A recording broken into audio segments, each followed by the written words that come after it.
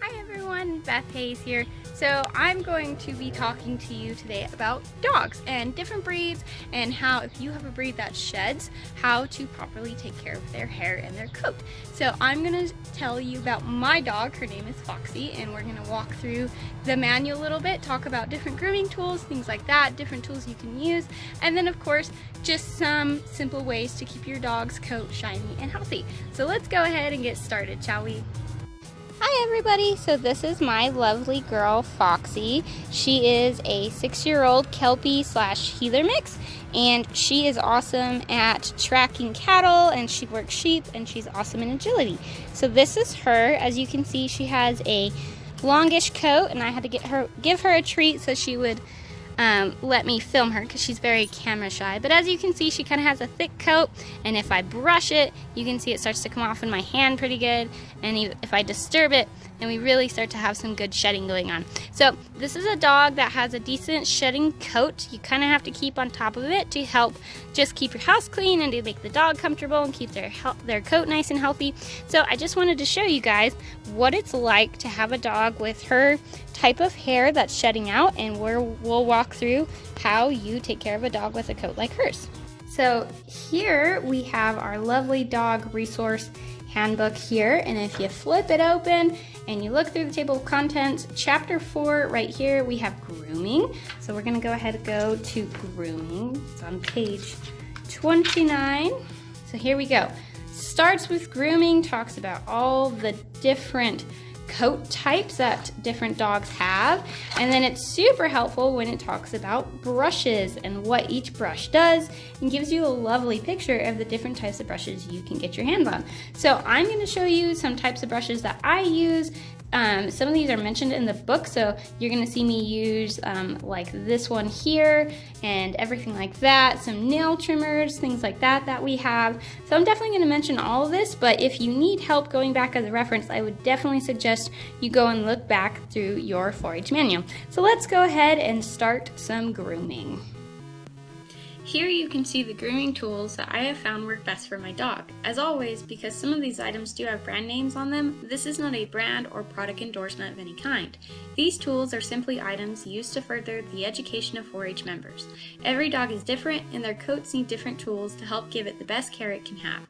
Be sure to talk to a groomer or do some research on what type of grooming tools work best for your dog's breed.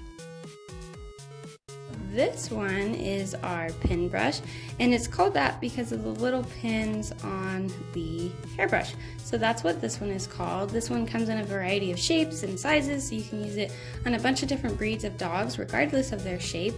And this one is great for removing loose hair, and the pins on top of the brush also stimulate their skin. So it's a great brush overall. I like to use this one a lot, and because my dog has a medium coat, it doesn't get all the way through her coat to get a lot of the loose undercoat hair that gets there. So then what I use is a curved undercoat rake. So that's what I use, and you can see that the bristles are kind of at a curved angle there. And so what this one does is it removes all that loose undercoat hair, it removes any dandruff, all that stuff kind of brings it to the surface to get wiped off. So it's a really handy brush. I really like this one as well.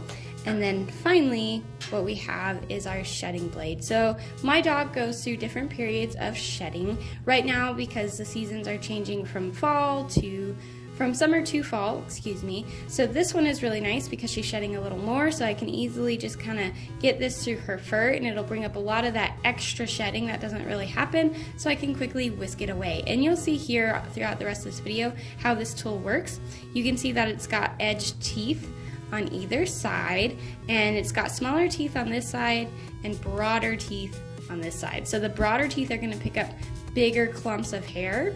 The thinner teeth are going to get smaller ones, so you would start out with the broader side, kind of go through the dog's body, and then you'd flip it over and do the small-sided teeth to get the finer, looser hair that you would also want to brush off as well.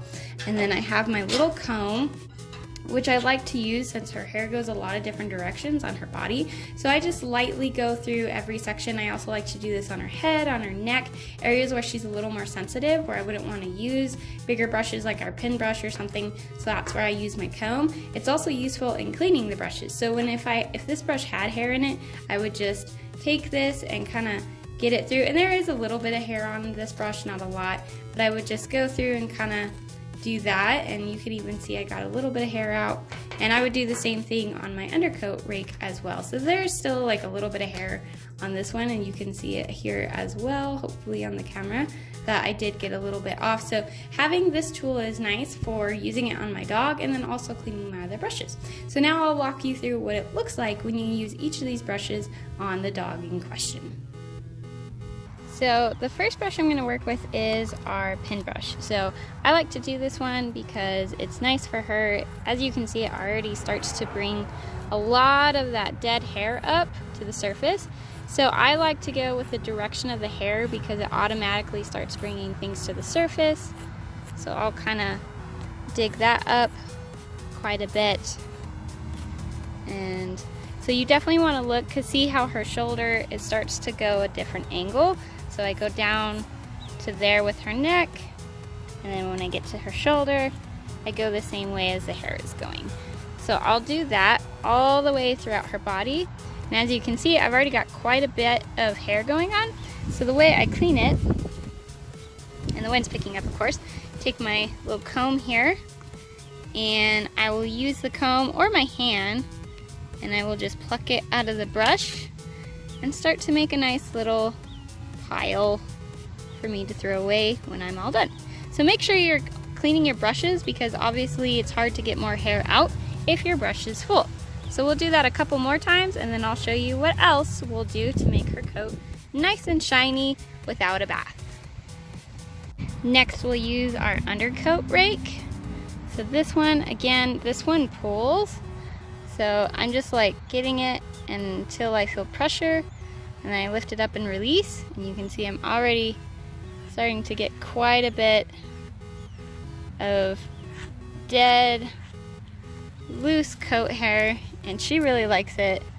So if you can't tell, she is loving getting pampered, and so she's very used to getting groomed by me, so she's very good at it. But if I had a dog who maybe I wasn't familiar with or wasn't familiar with me and I wanted to get them comfortable, I would do that a couple times, and then, hold on, come here,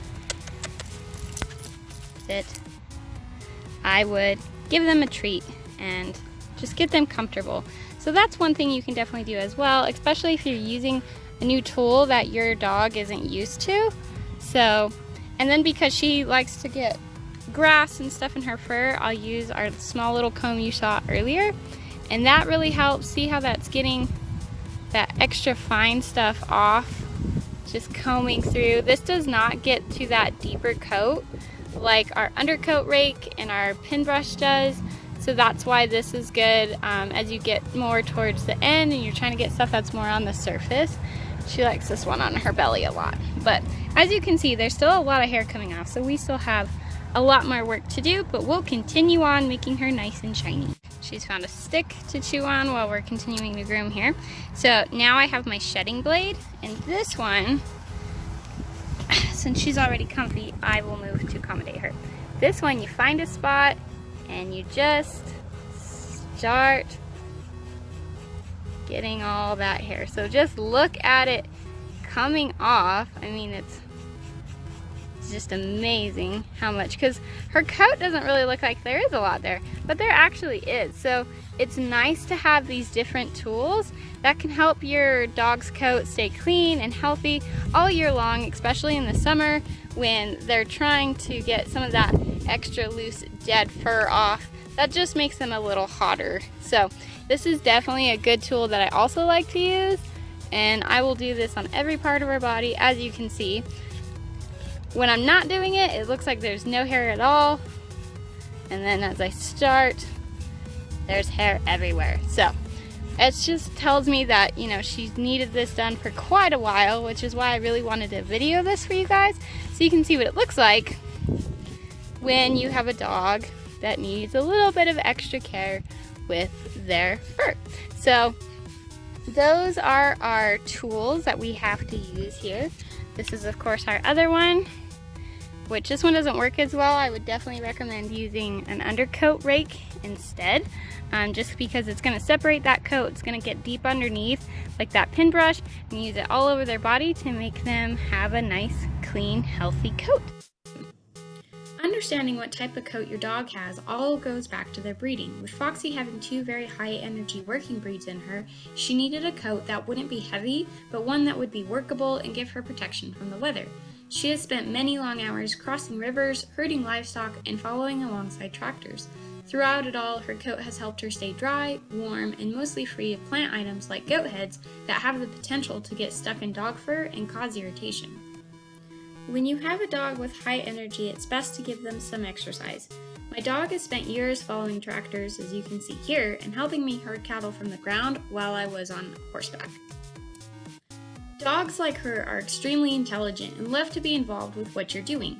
Grooming is a great way to be involved with your dog and to keep their coats in a healthy condition. And most of the time, they love rolling over and giving you all kinds of belly access because they like it just as much as we do. That's it for this video. Thanks for watching. Remember to like and subscribe to our channel so you can always stay up to date with our newest 4-H friendly videos. See you next time!